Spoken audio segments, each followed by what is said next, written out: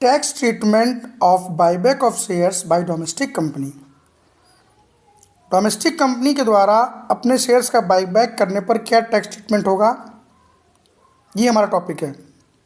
Finance act 2024 के according as per new section 2 subsection 22 clause F, any amount received by the share holder from the domestic company on buyback of shares is taxable under income from other sources and such amount received shall be taxable as deemed dividend।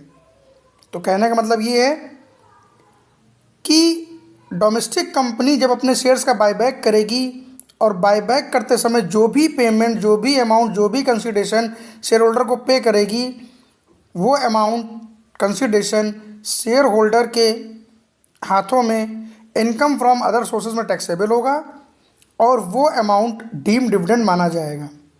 ठीक है, यानी deem dividend माना जाएगा वो consideration जो कि share holder receive करेंगे buyback of shares के संबंध में। आगे इसमें दूसरा पॉइंट क्या है, no expenses allowed to be deducted against such deem dividend. जो कंसिडरेशन मिला जिसे हम डीम डिविडेंड मान रहे हैं, उस डीम डिविडेंड के अगेंस्ट में, उस कंसिडरेशन के अगेंस्ट में कोई भी खर्चा अलाउ नहीं होगा। Neither any cost of acquisition of share nor any interest on loan taken for acquiring such shares.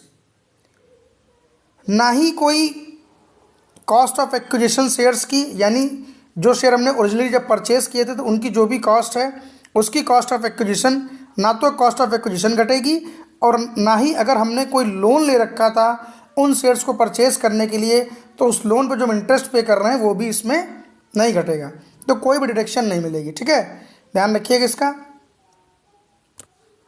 Next point, where share holder receive consideration and it is treated as deemed dividend under section 2 subsection 22 clause F, then fair value of consideration shall be treated as nil while computing capital gain.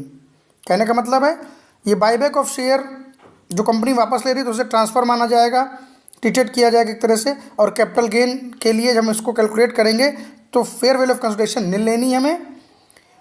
और आगे बात है कि with effect from 1 अक्टूबर 2024, 1 अक्टूबर 2024 से buyback के case में domestic company अगर buyback करती है तो उस पर कोई भी टैक्स ट्रीटमेंट नहीं है, यानी कंपनी को कोई टैक्स पे नहीं करना है बायबैक करते समय। जो भी टैक्स पे करना है वो शेयर होल्डर करना